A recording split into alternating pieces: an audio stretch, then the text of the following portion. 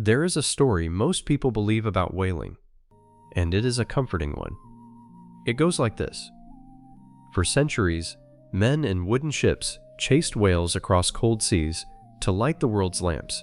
Then, in the summer of 1859, a stubborn ex-railway conductor named Edwin Drake struck oil in the hills above Titusville, Pennsylvania, and the age of whale oil ended almost overnight. Kerosene flowed, the lamps kept burning. The whales, by implication, were saved. It is a tidy ending. It is also wrong, because the deadliest chapter of the whaling story does not happen before Titusville. It happens after. Nearly half a century after Drake's derrick coughed its first black oil, on a frozen shore in the South Atlantic almost 8,000 miles from Pennsylvania, a Norwegian captain named Carl Anton Larsen stepped onto a beach at a place called Grytviken on the island of South Georgia. The year was 1904. Petroleum had already been lighting American cities for 2 generations, and yet Larsen had come to kill whales, not with hand-thrown harpoons and open boats. With cannon-fired iron, steam engines, factory ships, and a shore station that could turn a 100-ton animal into oil, meat, and bone meal in a matter of hours. Between 1904 and the mid-1960s, more whales would be killed on and around that single island than in the entire preceding history of European whaling. The peaceful landscape you can still visit today, rusting boilers, collapsed sheds, the wind picking through the vertebrae of blue whales stacked like driftwood, is not the aftermath of an old, quaint trade. It is a modern industrial ruin. So set aside the picture book. Set aside the lantern in the New England parlor. What you are about to hear is a 500-year descent from Basque villagers with stone lookouts to Norwegian gunners in Antarctic ice. A trade that lit cities, built ports, ruined lungs, and very nearly emptied the oceans. It did not end with a well in Pennsylvania. It ended with a vote, in 1982, that most people alive today have already forgotten. Picture a stretch of the northern Spanish coast 1,000 years ago. Green hills fall into a gray sea. In the villages along that shore, places with names like Gataria, Licadio, Zarouts, a bell rings out, not for church, for a whale. Up on the headland, a man has been standing in a small stone tower since before dawn, watching the water for a particular kind of ripple. A slow, oily surfacing, a spout blown sideways in the wind. That tower has a name in the local Basque tongue. It is called an atalaya. Every fishing village along this coast has one. The man inside is a watchman by trade, a full-time, paid job in medieval Iberia, and his single task, day after day, is to spot the northern right whale as it drifts close to shore to calve. This is not folklore. Municipal records from towns along the Bay of Biscay describe the atalayas, the watchmen, the shore crews, and even the profit-sharing agreements between them by the 11th century. In some villages, whale bones appear on the town's coat of arms. In others, the parish church takes its cut of every whale landed, a tithe on oil, sometimes on tongue meat, considered a delicacy. Long before petroleum, long before industrial anything, a religious institution in a Basque village had a written contract on how to divide a whale. The Basques hunted a specific animal for a specific reason. The northern right whale earned its English name because whalers considered it the right whale to kill, slow, coastal, and, crucially, buoyant. When you killed it, it floated. In an age of small open boats and no engines, that mattered more than anything. A sinking whale is a lost whale. A floating one you could tow home, and so the pattern was set. The watchman sees the spout. The bell rings. Men run to the shore, launch light rowing boats called chalupas, close the distance, drive an iron harpoon by hand, and hold on. On shore, women and older men have already lit the fires under the tripods, great iron cauldrons where blubber will be boiled down into pale oil, poured into barrels, and sold inland for lamps, for soap, for waterproofing rope, for the lubrication of the wooden gears of early mills. Most people, hearing whaling, picture Nantucket and Moby Dick. But the trade is far older than the American story, and it began not in the open ocean, but in a churchyard, with a bell, and a man in a stone tower, watching a horizon for the breath of an animal. By the 1500s, that horizon was no longer enough. Cross the Atlantic, point your boat northwest, past Greenland, and slip into the narrow strait between Newfoundland and the coast of Labrador. Even in summer, the water here is cold enough to kill a man in minutes. There are icebergs in July. There is fog for weeks at a time. On the Labrador side, at a small sheltered inlet the Basques called Budis, and which today shows up on Canadian maps as Red Bay, you would not expect to find anything at all. You would be standing in the middle of one of the first industrial complexes in the New World. By the 1560s, decades before the English planted Jamestown, before the Pilgrims saw Plymouth, Basque whalers were running a seasonal operation at Red Bay on a scale that historians only fully grasp after underwater archaeologists began mapping the seabed in the 1970s. The evidence is unambiguous. Roughly 1,000 men, a floating town's worth, crossed the Atlantic each spring in galleons, worked from June to January, and processed whales through at least 11 rendering stations built along the shore. Rendering, in this trade, means one thing: fires under great copper cauldrons, day and night, cooking sheets of blubber down into liquid oil. They were after two species now: the right whale, still, drifting through the strait, and the bowhead, enormous, slow, thick-blubbered, coming south with the pack ice. A single bowhead could yield more than 100 barrels of oil. The oil went into standardized wooden casks called barricas, each holding about 211 liters, roughly 56 gallons. Coopers on shore assembled the barricas from staves shipped from the Basque country. Nothing was left to improvisation. Everything was measured, priced, contracted. And here is the detail that tells you what the men themselves understood about their work. Alongside the crew's official rations, each whaler was permitted to bring a small personal allotment: cider, wine, cheese, sometimes his own preserved meat, known as a regale. It was not a luxury. It was survival. Ship's records from the period and the sunken remains of the galleon San Juan lost at Red Bay in 1565 show men dying of cold, of accidents, of the diseases that swept the crowded shore camps.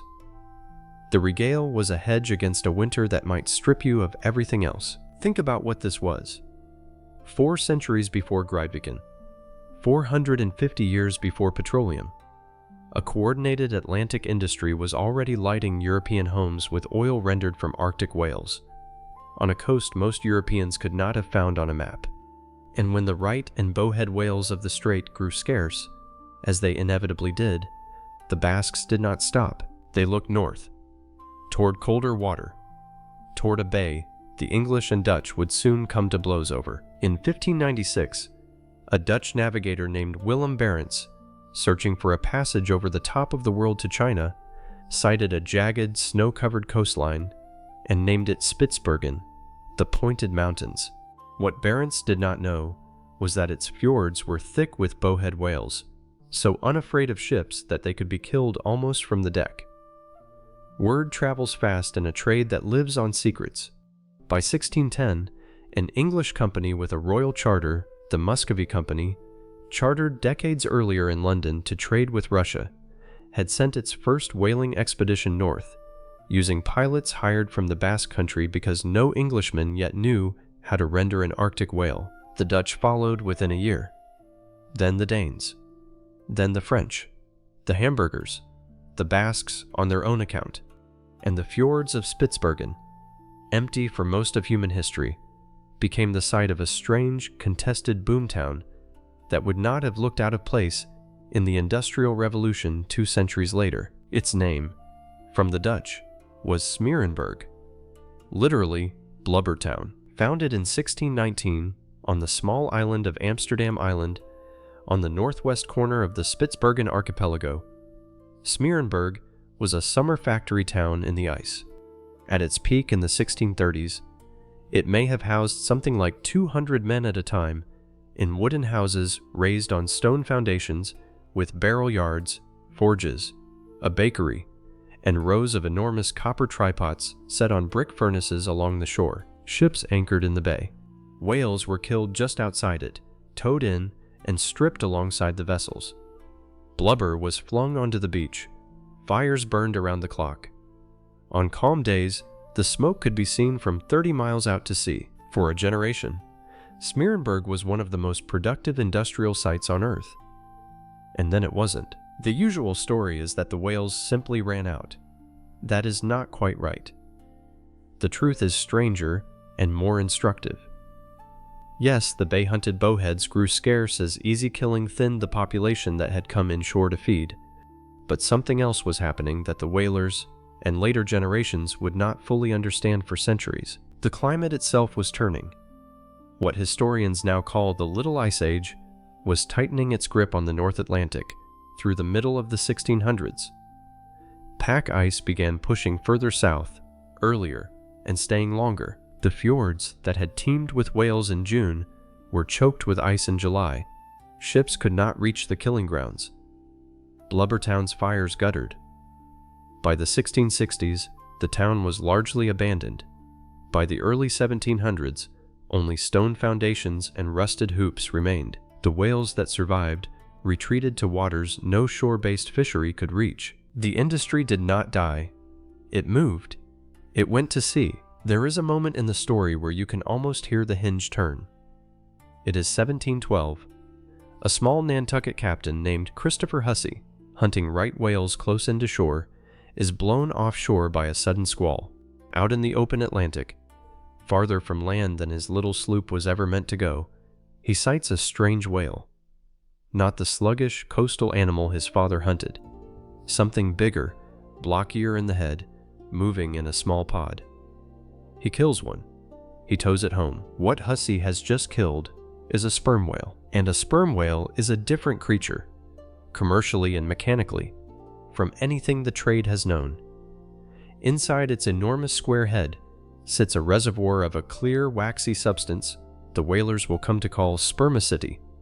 Cool, clean-burning, and, when refined into candles, capable of throwing a light so bright and steady that in 1860 the British Parliament will define the candle power as the light of one pure spermaceti candle. Below the head, in the animal's blubber, is oil finer than anything a right whale can produce.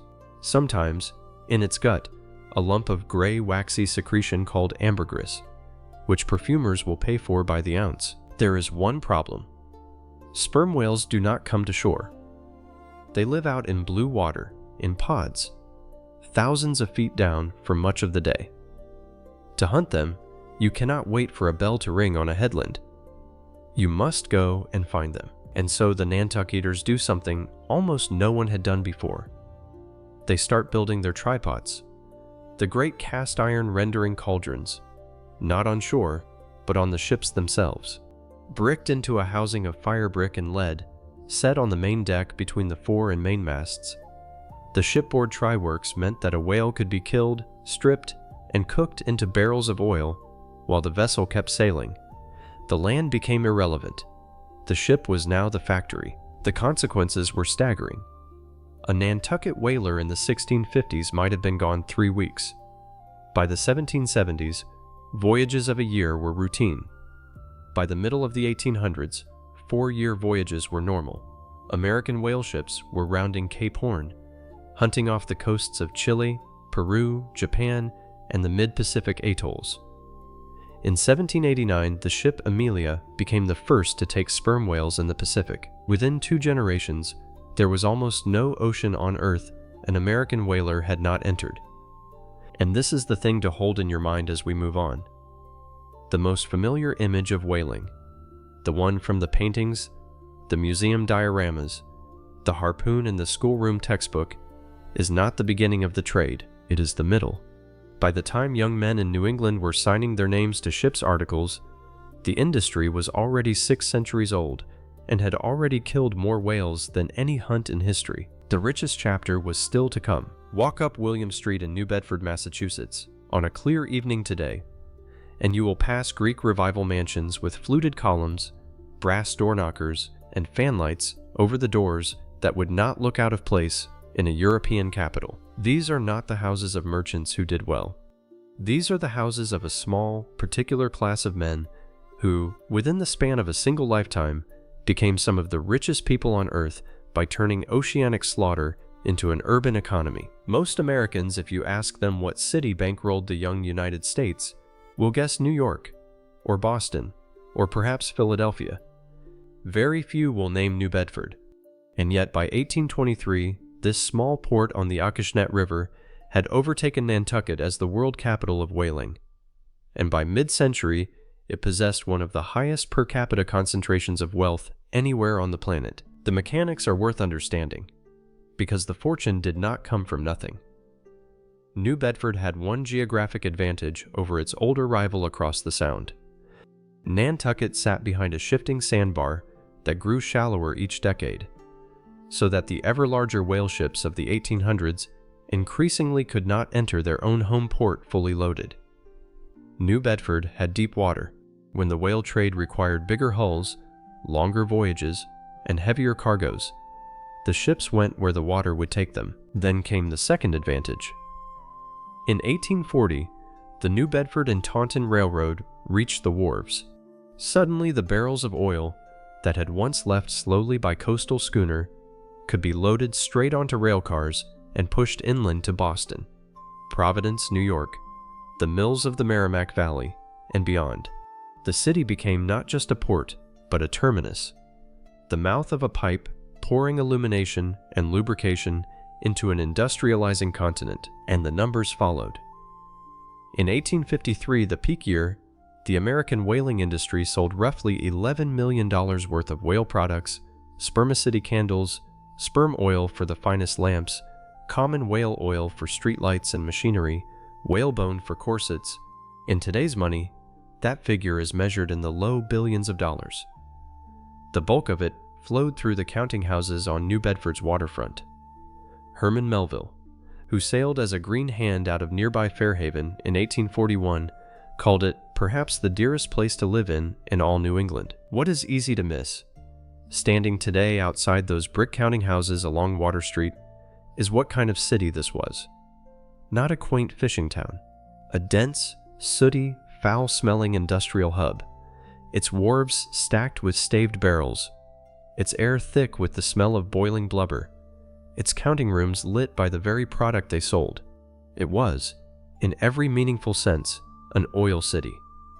130 years before we would use that phrase for Texas, and its customers were not only in America. There is a temptation, when we hear whale oil, to picture a single lamp on a farmhouse table. That is the residue of the story, not its scale. To feel the reality, you have to picture instead a factory floor at night in Manchester, in Lowell, in Lyon, long rows of iron machinery whose bearings and spindles must be lubricated every few hours, or they will seize and burn out. That lubricant, for most of the 19th century, was whale oil. Sperm oil, in particular, remained liquid at temperatures where petroleum lubricants of the day thickened and failed. Every textile loom, every rifle at the arsenal at Springfield, every precision clock in the parlor ran on it. Then picture a woman in Paris in 1855 stepping into a corset before an evening at the opera.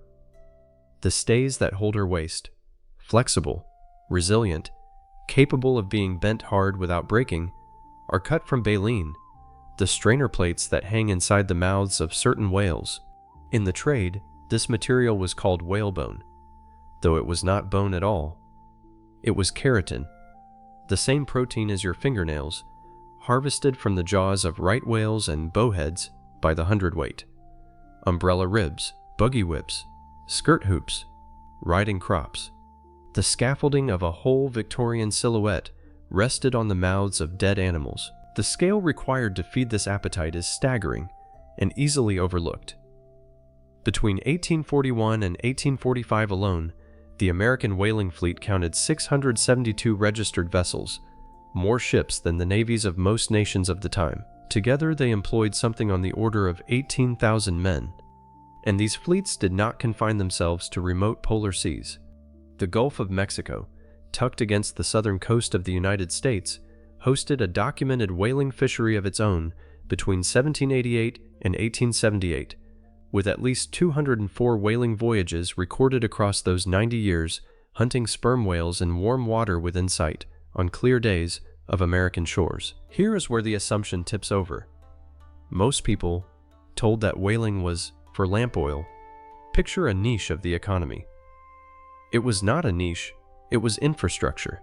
When New York, Boston, and Philadelphia lit their street lamps in the 1830s and 1840s, the fuel in most of those lamps was whale oil, contracted for by municipal ordinance. When the lighthouses along the Atlantic coast burned their beacons, the fuel was often sperm oil, mandated by the U.S. Lighthouse Board, specifically because it burned brighter and cleaner than any known alternative. The safety of shipping, the safety of the very vessels bringing in the whales, was underwritten by other whales, killed elsewhere, and this circulation of oil and bone was a global system. Australian ports outfitted whalers, Portuguese Azorians and Cape Verdeans supplied crews, British firms in London brokered the shipments. It was, in every functional sense, the world's first petroleum industry, which is why, when we finally see what it cost the men who did the work, the shock is so much greater. Every romantic image the 19th century made of whaling, the lithographs, the sea shanties, the museum paintings with their tidy blue swells, flattens what the work actually was. So let us try to unflatten it. You are 22 years old. You have been at sea for 7 months. It is dawn in the middle of the Pacific, hundreds of miles from any land. High above your head, 100 feet up the mainmast, a man is standing in a round iron hoop no wider than a barrel. That hoop is the lookout, bolted to the mast, open to the wind, and unforgiving. He has been up there since before sunrise. When he sees a spout on the horizon, he shouts the cry every whaler knows. There she blows. That is when your day begins. 6 of you scramble into a whaleboat, a light, narrow, cedar-planked craft about 28 feet long, sharp at both ends, carrying a mast, a sail, 5 oars, harpoons, lances, hundreds of feet of coiled line, and a small stove-in-your-face bucket. You row out from the ship in silence. When you are close enough, sometimes within an arm's length of an animal 50 or 60 feet long, the harpooner in the bow drives his iron. If it holds, the whale sounds. The line, wrapped once around a wooden post in the stern called the loggerhead, tears out of the boat so fast that men keep a bucket of seawater over it to keep the wood from catching fire. Then the whale surfaces and runs. What happens next has a name. American whalemen called it the Nantucket sleighride. Your small open boat, dragged across the ocean at 15 or 20 miles an hour by a wounded animal, sometimes for hours, sometimes miles from the mother ship. Men were pulled overboard. Men lost fingers to the running line. Men were dashed against their own boats when a whale turned and fought, and sperm whales did fight, sometimes deliberately ramming and sinking their attackers. In 1820, the Nantucket whale ship Essex was struck twice and sunk by an enraged bull sperm whale in the middle of the Pacific. Her survivors drifted for 90 days, and only 8 of 20 men came home. If you survived the kill, the second horror began. The whale was towed alongside the ship. Men climbed onto the carcass in a swell, wearing spiked boots for grip, and cut long spiraling strips of blubber, some weighing more than a ton, to be hauled aboard by block and tackle. On deck, the try-works burned day and night. Sailors worked 18-hour shifts through blood, hot oil, and open flame set on a wooden ship. Fires killed vessels, slips killed men, and through it all, the oil, the shining, useful, respectable oil that lit the parlors of Boston, was being made. The parlor never smelled the smoke. Now shift your view from the deck to the ship's articles. The crew list every American whaler signed before sailing. Read it slowly. What you find there is not the New England of schoolbooks. American whaling ran on a payment system called the lay. Instead of wages, every man on board received a fractional share of the voyage's total profit. A captain might get a 1/8 lay, a skilled harpooner perhaps a 190, and the greenest, most desperate hand at the bottom of the list might sign for a 100 or worse. If the voyage did well, the men below decks earned very little. If it did badly, they could come home after 3 years owing the ship owner money for the boots and knife they had bought on credit from the ship's store. The system quietly guaranteed one thing: the men who did the most dangerous work would rarely rise out of it. And so the labor pool was not who the paintings suggest. It was overwhelmingly the poorest and least white population of the Atlantic world. From the earliest colonial voyages, Wampanoag men from Martha's Vineyard, Aquina, and the mainland of what is now Massachusetts were among the most respected whalemen alive, celebrated for their eyesight, their small boat handling, and their courage in the sleigh ride. Their skill was praised. Their compensation was not. As New Bedford rose in the 19th century, more than 3,000 African American men are documented to have sailed from that port alone, a small number of them rising, remarkably, to become captains, men like Absalom Boston of Nantucket and Paul Cuff's descendants. By the 1860s, as the trade began to falter and better-paid workers left, Cape Verdean crews were signing on for the lowest lays of all, sending their earnings home to islands off the West African coast. And then there is Lewis Temple. Temple was a black blacksmith working in New Bedford, and in 1848 he devised a new kind of harpoon head with a hinged, pivoting barb that swung sideways once inside the whale, locking the iron in place. Before Temple's toggle iron, harpoons pulled out constantly, and whales and lives were lost with them. His invention roughly doubled the fastening rate of American whaling. It transformed the industry. Temple never patented it. He died in 1854 from injuries sustained after a fall on a poorly maintained New Bedford street. His widow and children fought for a small municipal settlement that was never fully paid. The ship owners who made fortunes off his toggle iron kept those fortunes. His name, on most whaling monuments, does not appear at all. This is the ledger the light was drawn against. Not simply oil and bone and money, but the specific hands, the specific spines, the specific communities that fed a machine which mostly forgot them. When we talk about the trade dying, we should remember, it died richer than the people who built it. Here is where the tidy schoolbook version reasserts itself. Edwin Drake, 1859, Titusville, Pennsylvania. A wooden derrick, petroleum in the ground, kerosene in the lamp, whaling ends, roll credits. It did not happen that way. By the time Drake struck oil, the American whale oil market had already been under siege for 2 decades, and not from a single enemy, but from several, converging.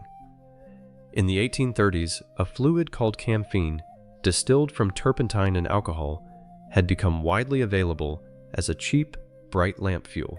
It burned filthy and it exploded with distressing regularity, but it undercut sperm oil on price so severely that middle-class households abandoned whale oil in droves. In cities, coal was being cooked into town gas and piped through the streets to gas lights that never needed refilling. Baltimore had installed its first gas street lamps in 1817. By the 1850s, most major American and European cities were partially or fully lit by gas. The whaleman's lamp had been retreating from the sidewalk for a generation before Drake ever picked up a drill bit. Then the corsets started to give way too. In 1856, an English inventor named John Tinsley began commercializing thin, tempered spring steel for use in women's stays, replacing whalebone with a material that was cheaper, more uniform, and did not require a 4-year Pacific voyage to obtain. Baleen prices sagged. The corset market, one of the industry's most lucrative side revenues, slipped through its fingers. And Nantucket, the original American whaling capital, was strangling on its own geography. The sandbar across the entrance to Nantucket Harbor had been getting shallower for decades. By the 1830s, fully loaded whale ships could no longer enter or leave the port, and had to be floated over the bar on massive wooden pontoon devices called camels, clever, expensive, and a permanent handicap against deep-water rivals like New Bedford. By the time Drake's oil began flowing east on rail cars in the 1860s, then, kerosene was not so much killing whaling as it was completing an execution already underway. And even then, the industry did not vanish. Voyages continued out of New Bedford into the 1920s.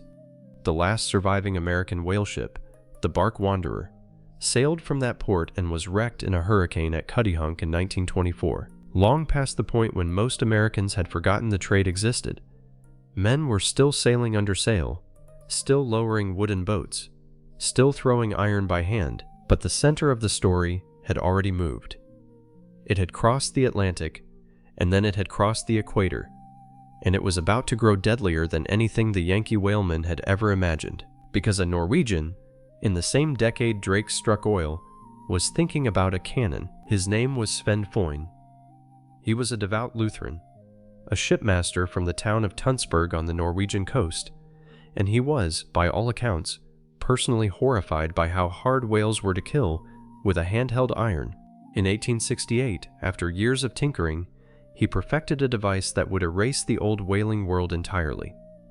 A forged steel cannon, mounted on the bow of a small, fast, steam-powered chaser boat, firing a heavy explosive-tipped harpoon attached to a wire cable. The harpoon detonated inside the whale. The whale, dead or dying, could be inflated with compressed air so that it would not sink, and towed by the chaser boat back to a factory ship or shore station for processing. Every problem that had limited whaling since the 11th century was now solved. Speed, buoyancy, penetration, range. The rorquals, the blue whale, the fin whale, the sei whale, species too fast and too heavy-bodied for the old open boats, were now killable, and they were the largest animals that have ever lived on Earth. The industry that Foyn's harpoon unleashed was not a continuation of the old craft. It was a new thing, and it had a new geography. In November of 1904, the Norwegian captain Carl Anton Larsen, backed by Argentine investors, sailed south into the Southern Ocean and founded a shore whaling station in a sheltered cove on South Georgia. He named the place Grytviken, literally, the pot cove, for the old sealers' trypots rusting on the shore. Within a decade, Grytviken and its sister stations were killing whales on a scale the Basques, the Dutch, the Americans, and the British Arctic fleets combined had never approached. In the single season of 1930-1931, more than 40,000 whales were killed in the Antarctic. It was not hunting. It was strip mining a species, and even those numbers pale against what came next. The introduction in the 1920s of the true factory ship, a floating disassembly line with a stern slipway up which whole 100-ton whales could be dragged and processed, put the industry beyond any coastal control. Blue whale populations in the southern hemisphere, estimated in the hundreds of thousands before 1900, would be reduced to perhaps a few hundred individuals by mid-century. The reckoning came slowly, and then all at once. In 1946, in Washington, 15 nations signed the International Convention for the Regulation of Whaling, creating a body called the International Whaling Commission. For 30 years it mostly failed. Quotas were set high, exceeded, and set higher. Then, in July of 1982, after years of pressure from a global environmental movement that most viewers of this program will remember watching unfold, the IWC voted for a moratorium on commercial whaling. It took effect in the 1985-86 season. Somewhere out at sea, quietly, the last commercial harpoon of the old era was fired. Almost no one noticed. Go back to New Bedford today. Walk down Johnny Cake Hill, past the yellow schoolhouse of the Seamen's Bethel where Melville prayed before shipping out, past the whale-shaped weather vane, past the granite blocks laid down by men whose great-grandfathers had been to the Pacific twice. Stand in front of the Whaling Museum. Look up. On the roof, a full-size sperm whale skeleton is suspended in the air, its long jaw dropped open, still, in a permanent silent bellow. Traffic moves down Water Street beneath it. Most of the drivers do not look up. This is what remains of the industry that lit half the world. A skeleton over a parking lot. A cobblestone street, that once ran ankle-deep in oil, a city that in 1853 outshone almost every other American port for wealth, and today is remembered, if it is remembered at all, as a footnote to a novel. New Bedford is a National Historical Park now, since 1996, a federal acknowledgement that came almost a century after the last whale ships slipped their moorings. Its ghost is preserved by the Park Service. That is a strange sort of victory. But the ghost of whaling is not only in New Bedford, it is everywhere. And once you know what to look for, you cannot unsee it. Open a bottle of an expensive French perfume, Chanel Nougat 5 among them, historically. And one of the fixatives that gives it its warm animal depth may be ambergris, or a synthetic descendant of it, the same waxy secretion once cut from the gut of a sperm whale. The industry ends, but the smell does not. When someone says a family fortune came out of nowhere, they may not know they are describing what the American economy actually did in the mid-19th century, using ships out of Nantucket and New Bedford, and men whose grandchildren no longer remember their names. Listen to the language. If you have ever gone through the whole 9 yards, the phrase almost certainly comes from the length of sail on a full-rigged ship, the kind that hunted sperm whales in the Pacific. If you have cut and run, you have used a whaler's expression for slipping a whale line in a killing emergency. The word blubber, for crying, is a whaler's word for the fat that produced their tears' worth of oil. When politicians speak of a flagship, the ship that led a fleet, they are borrowing the vocabulary of an age when fleets meant wooden hulls and iron irons. And look at the coasts. The stone atalayas of the Basque country still stand on the headlands, roofless, birdless, watching an empty sea. Red Bay on the Labrador coast is a UNESCO World Heritage Site, its tripods half buried in the tundra. Grytviken, on South Georgia, is a rusted graveyard of boilers and half-collapsed sheds, visited each year by a small number of Antarctic tourists who file past the whaler cemetery where Ernest Shackleton is buried. He died there in 1922, on the last voyage of a hero of a different empire, laid to rest in the same soil that would soon receive the industry itself. The whales, most of them, are still gone. Blue whales have not recovered. Right whales, the right whale to kill, the Basque catch, the New Bedford staple, number perhaps 350 animals on the North Atlantic coast today, one of the most endangered large mammals on Earth. Every one of them is a survivor of a trade that lit lamps, lubricated looms, stiffened corsets, built cities, and then quietly disappeared into museums and place names, which is why this story matters. Not to mourn men who chose a hard trade, or to romanticize a craft that was often brutal beyond description, but to remember, honestly, that our world was built by kinds of work that have simply stopped existing, work most of us cannot even name, and that the light we now take for granted was purchased in specific waters, by specific hands, at a cost that never appeared on the invoice. If this vanished world is one you'd like to keep company with, consider subscribing. There are more lost trades waiting in the dark. And tell me, down in the comments, what surprised you most tonight? Or better still, tell me the lost trade your own family remembers.